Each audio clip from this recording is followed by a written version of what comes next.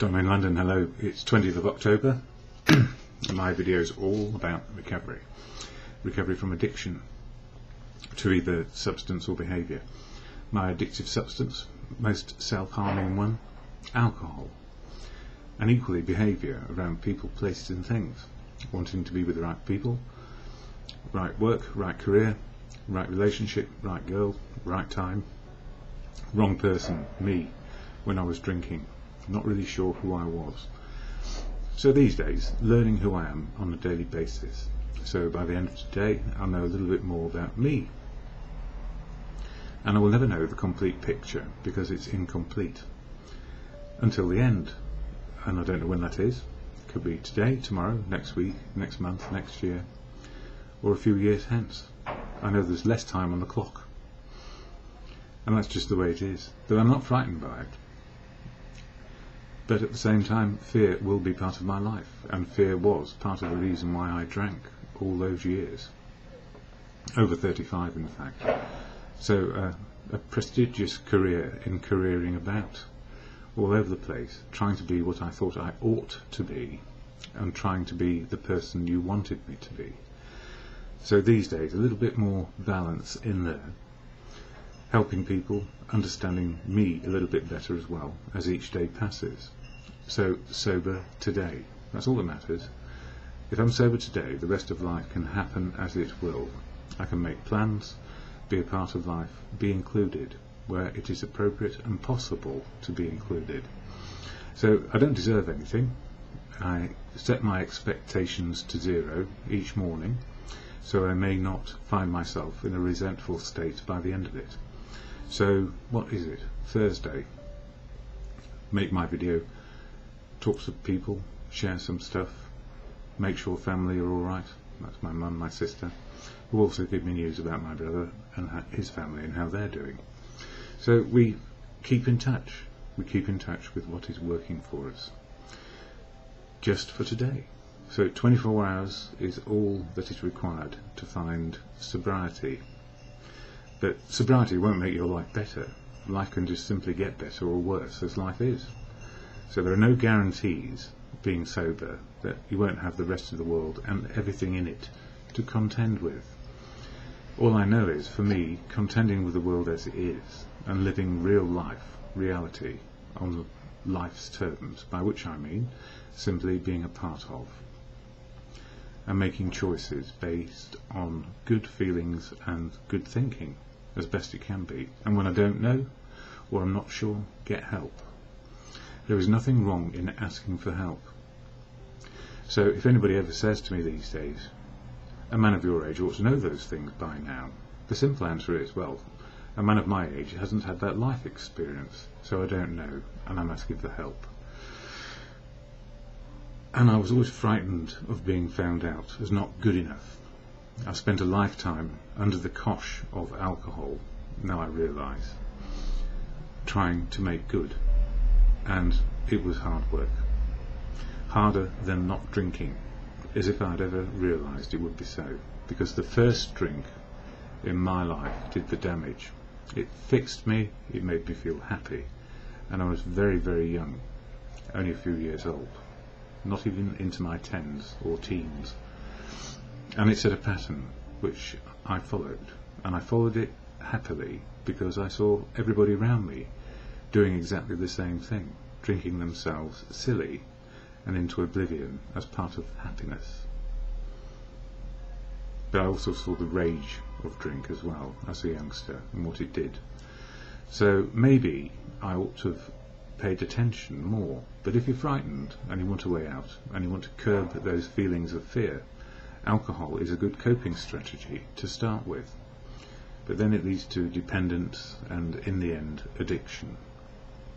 So what a struggle all that was, and I didn't know really what I was doing. And at the same time, careering successfully. But it turned out to be more of the same. The more I did, the more it seemed to be the same old plot. So maybe I kept on picking things which were familiar to me, rather than going for what is new.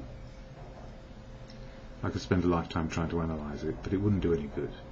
All I know is that sober today is better than being out of it, oblivion, frightened, sitting on a park bench with nowhere to go and not wanting to be a part of anything, and too many times revived from near death. So what helped me? What made it possible to make the transition from addict in addiction, alcoholic, to being a recovering alcoholic, addict, to whatever?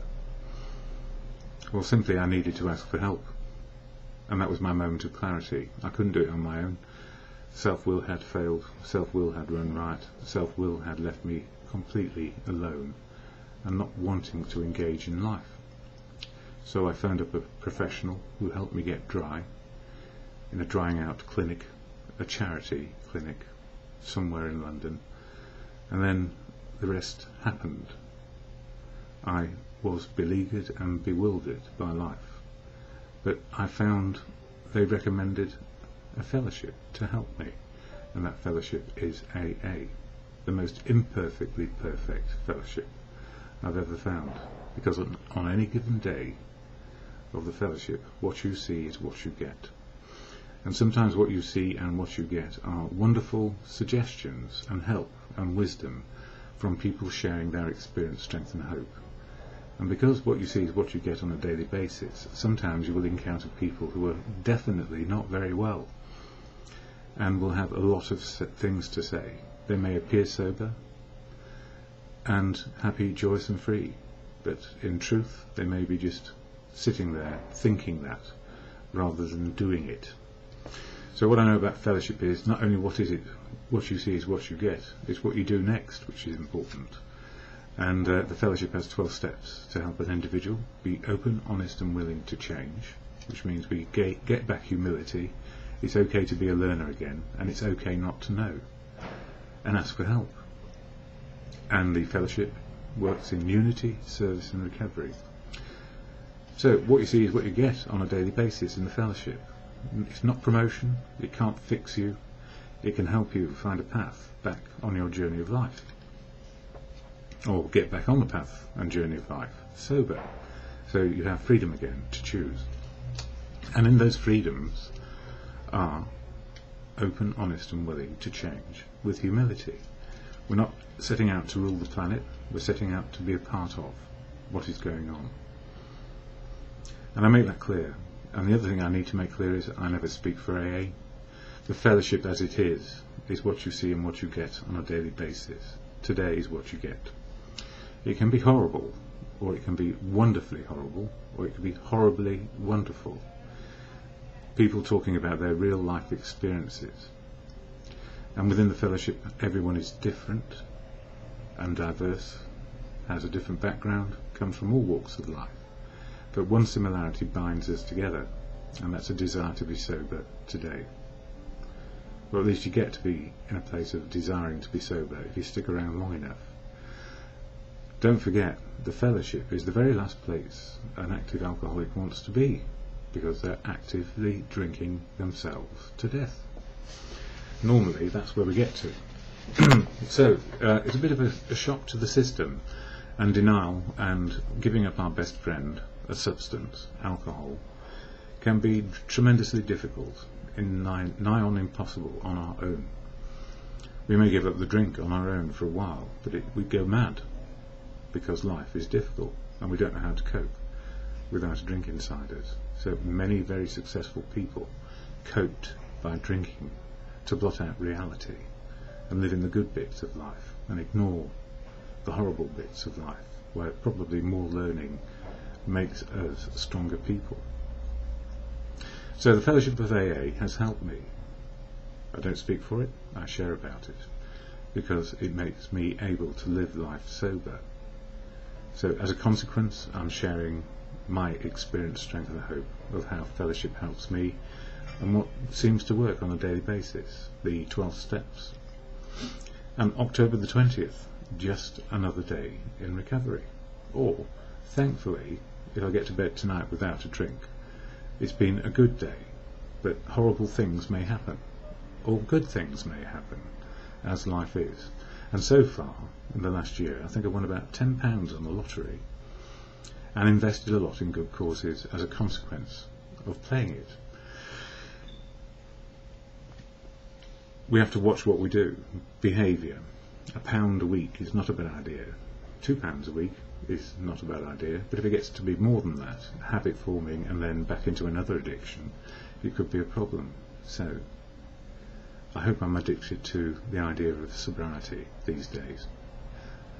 I don't know if I'm addicted to anything now. Well, coffee, cigarettes sometimes, and just living in the moment is the best place. Living in the moment of now, where everything is happening. So what is AA? I share from this little card. I read it out rather than recite it. If I recite it, I'm just reciting it. It doesn't mean anything to me. And inside this card it has the 12 steps, which you can't see too well, and 12 traditions, what they are. So really I talk about steps in action in these videos. And October, 12 steps, 12 months. October for me is all about step 10, and I take readings from this book, Daily Reflections, and share them. An AA literature book, hopefully online soon. It's online all over the place actually. And also the AA big book of information, part of the toolkit. Behind me, on the shelf down below the telephone, is a blue book, and that's the AA big book, and next to it is the 12 steps and 12 traditions with a purple cover.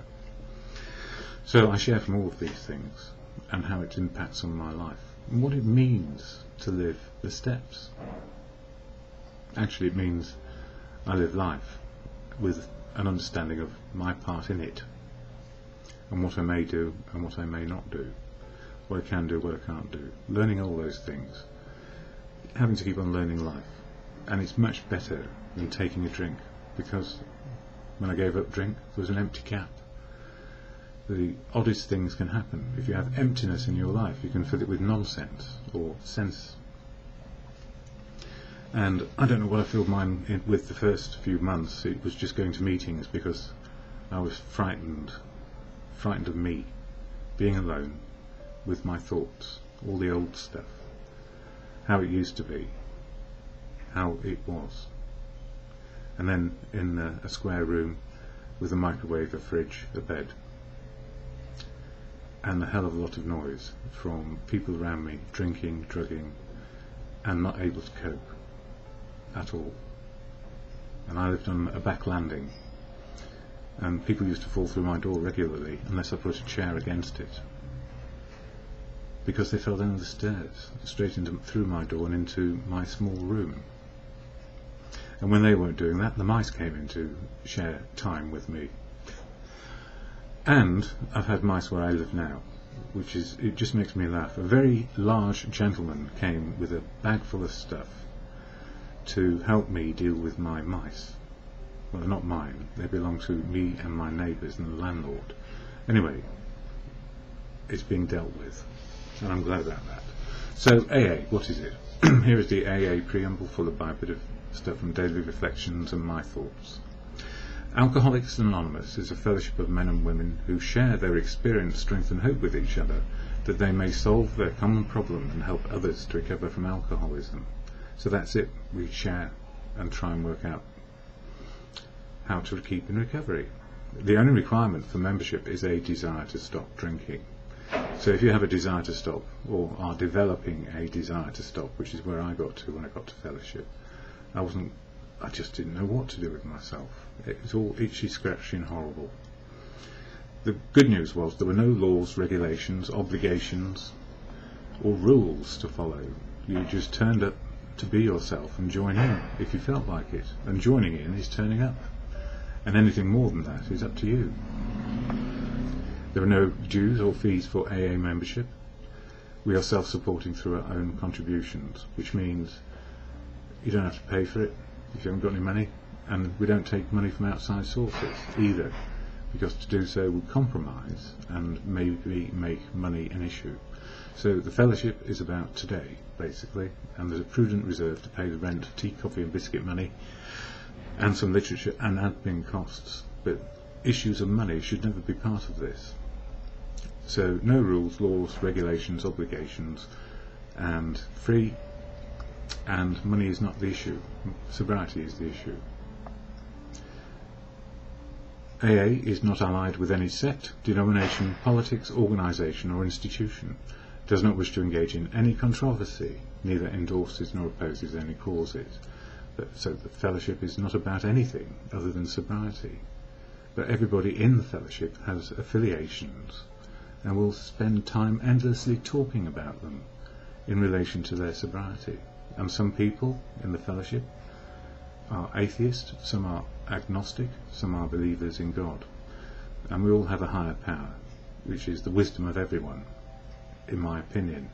But whatever your views, opinions, beliefs and faiths, they're yours, and they're to be cherished. You don't have to adopt anybody else's thoughts, feelings, beliefs, causes.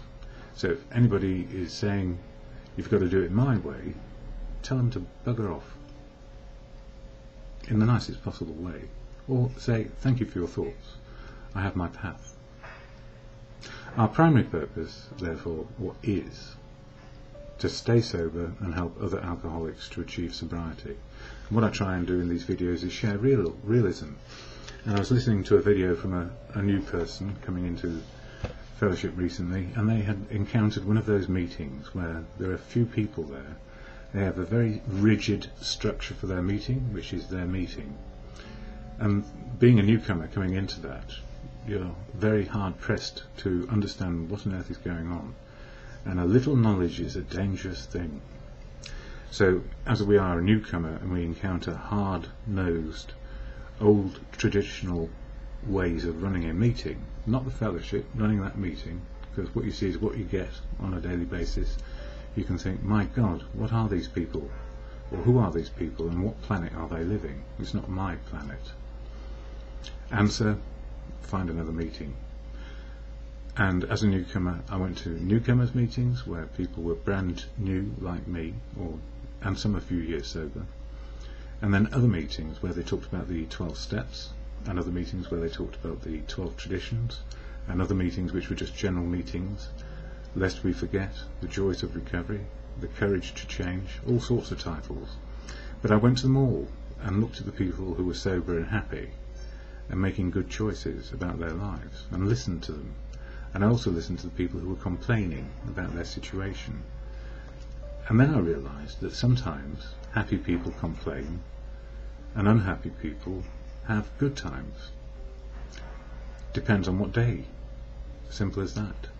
And then when I went back to meetings which seemed horrible, with a bit more knowledge and experience, everything made sense. And I realised what they were trying to do, but it wasn't for me.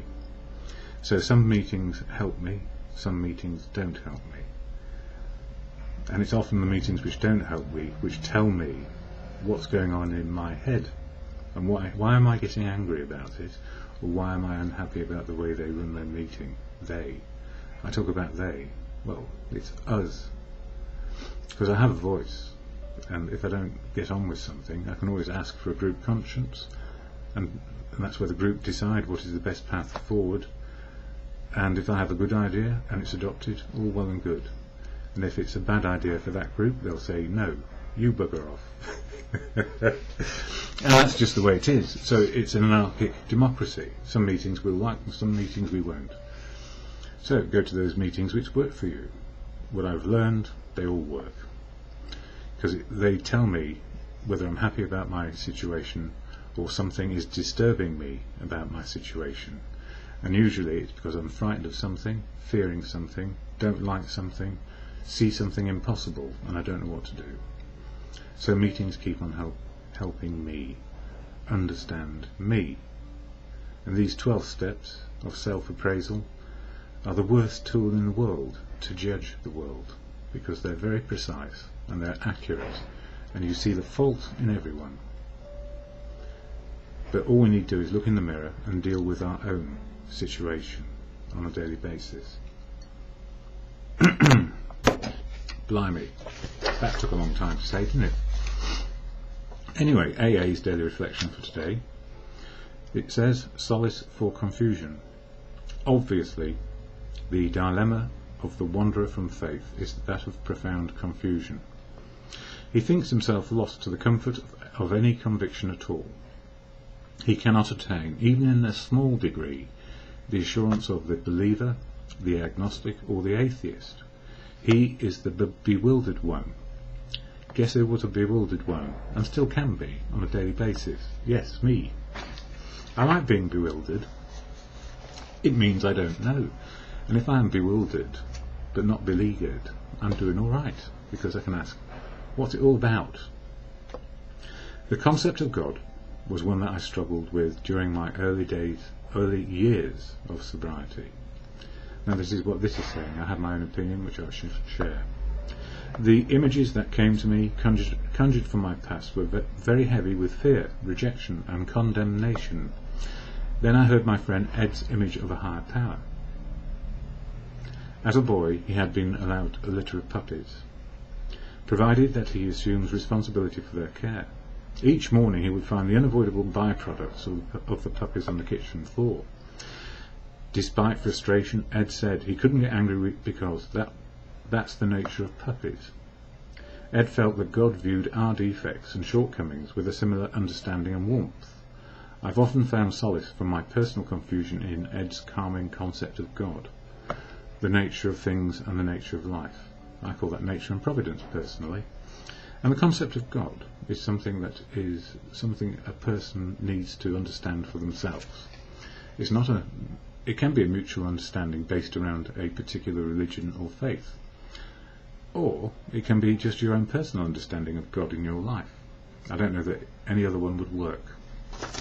So, it's said there, quite clearly, the assurance of the believer, the agnostic or the atheist. So you can be a believer, an agnostic or an atheist, and it's okay to be confused.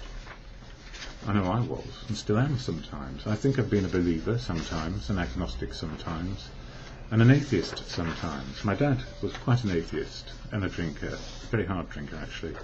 Hard knocks of life were drinking horrible for him. He had a poor start and it got worse. And then he had us, a family. And he was bewildered in the end. Anyway, my thoughts this morning. Bewildered, that word for me reminds me of the National Health Service in Soho, centre of London in the UK, England. Soho Alcohol Treatment Service. I used to call it the home for the bewildered. And bewildered means to lose one's bearings. Me, beleaguered in the wilderness, needing to find a path back to reality, and that's where it got to for me. Harsh, horrible bench in the middle of nowhere in London. We cannot say we are atheist, agnostic, or when we cannot say we are atheist, agnostic, or believer, if we don't fit into those categories, it's very hard to develop an understanding of what a higher power is, which is, in my case, nature and providence, and the truth, love, and wisdom of the universe. That's my higher power. Developing faith to do the next right thing is a way forward. So simply understanding it's okay to find the next right thing to do. And in my bewilderment, when I was beleaguered, I just went to meetings, because that's what made sense. If I went to a meeting, I wasn't in a pub or a bar. I could get a cup of tea, eat biscuits, and pay in money, although that left me with nothing. But I still paid in money. Silly of me that I did, because it's free. And it's only when you get back on your feet that you should ever consider trying to help with the financial side, which is only enough, just enough, no more than that, to keep a meeting going and get some literature. So developing faith to do the next right thing is a way forward, and it was for me. For me, asking for help was the answer.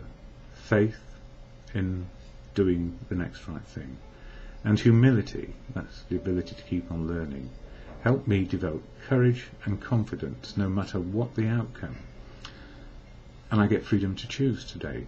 So faith, humility, having faith to do the next right thing, which may be just to find out what's going on and then work out what to do, rather than panic, go back into fear, putting on a brave face, and ego covering up shame and guilt about not knowing. Not knowing is great.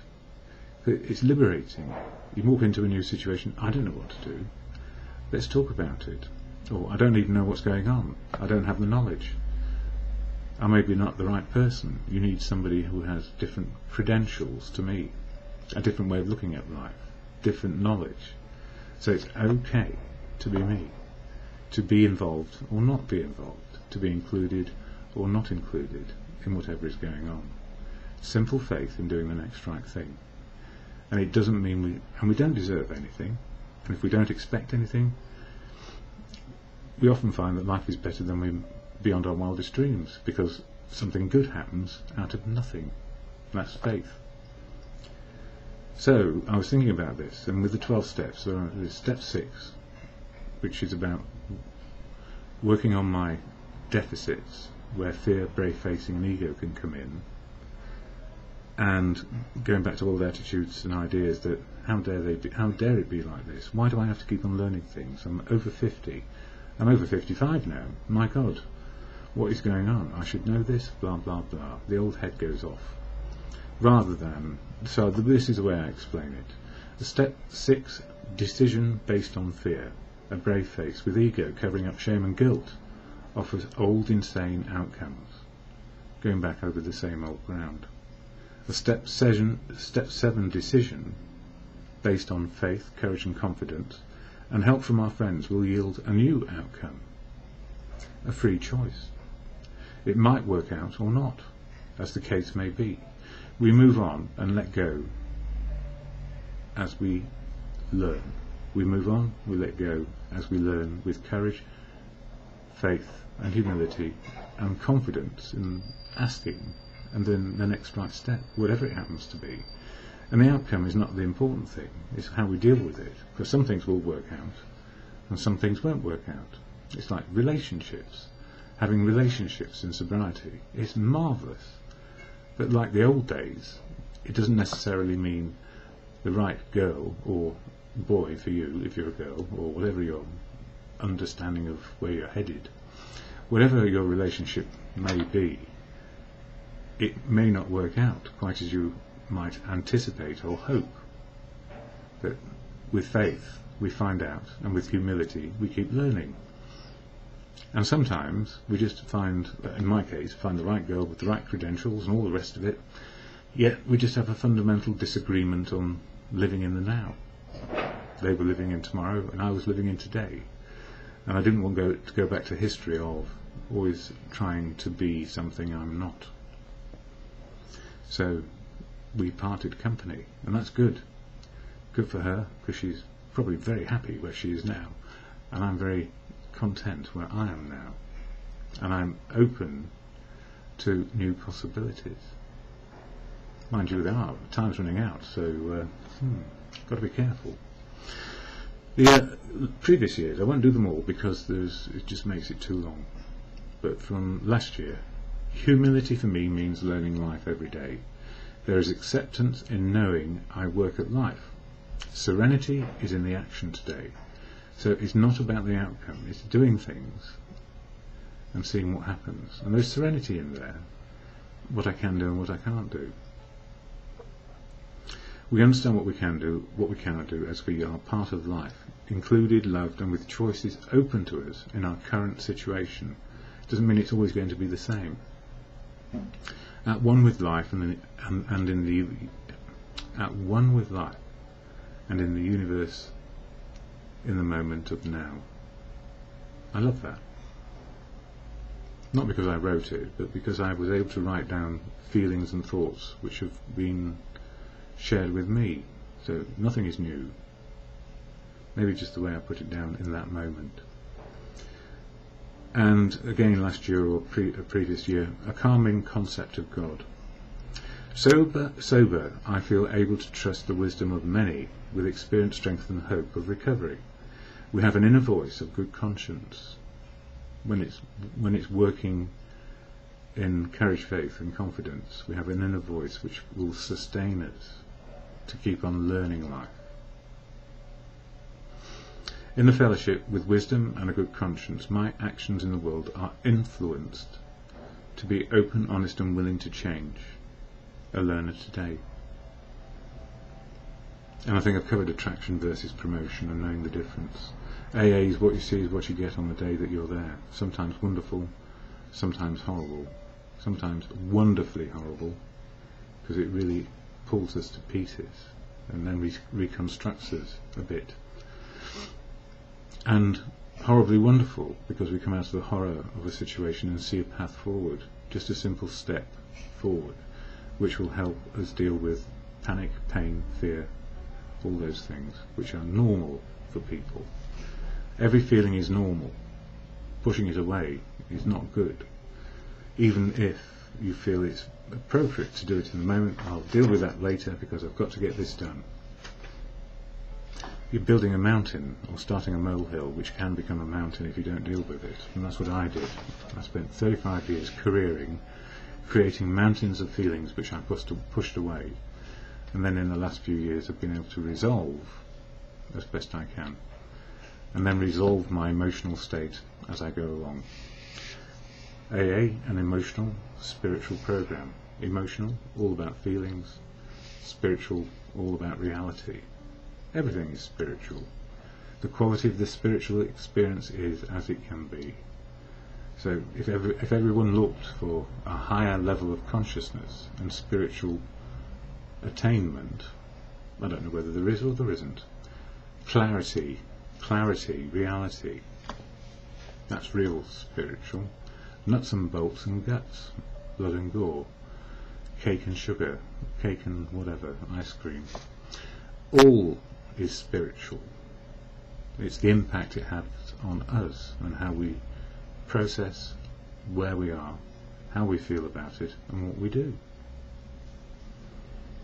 Very simple, but somehow we make it complicated because we try and fit in with rules and regulations in community, family and society. Some are good, some are unhelpful. But at least if you're sober you have a chance to decide what is right for you. So I always come back to the serenity prayer at the end of my videos, the can do, can't do. I can change me, I can't change you. I can change my attitudes and behaviour. I'm not here to change your attitudes and behaviour. That's for you to make a decision based on good conscience and what you believe in, your faith, your understanding of life. And it can be completely different to mine, and I respect you for it. It's just not going to be my path. So can do improve my own situation by being sober, open and honest and willing to change. The rest of it, I keep my side of the street clean, and as we influence each other by how we share, then that's what we do. But we are not responsible for the actions of others. There is a pledge in AA, I am responsible. When anyone, anywhere, reaches out for help, I want the hand of AA always to be there, and for that I am responsible. It doesn't have to be my hand, it can be a hand, a helping hand from anyone, anywhere, in fellowship. And it needs to be that way. It's always the many voices in recovery which make the difference and kept me sober. If I thought I could do it all, I would fall down at the first step. So the serenity prayer at the end of my videos, to God or in good conscience, as you find for yourself. God, grant me the serenity to accept the things I cannot change, courage to change the things I can, and the wisdom to know the difference. For me, hopefully and always in the moment, and just for today.